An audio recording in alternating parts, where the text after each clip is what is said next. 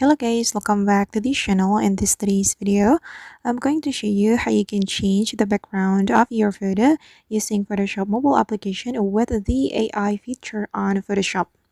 Okay, let's get into it. First thing first, we have to open our Photoshop application, and after we have this application opened, we have to go to the generative fill.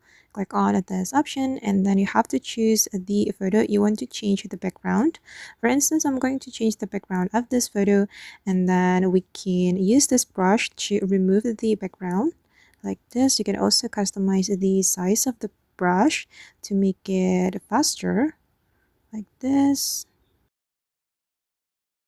Okay, once you're done, you can click on replace right here, and you can describe the image you want to generate for the background. And I'm just going to type dark forest.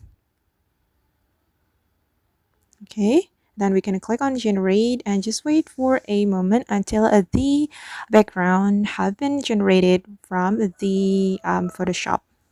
Okay, and here we have some backgrounds we can apply to our photo.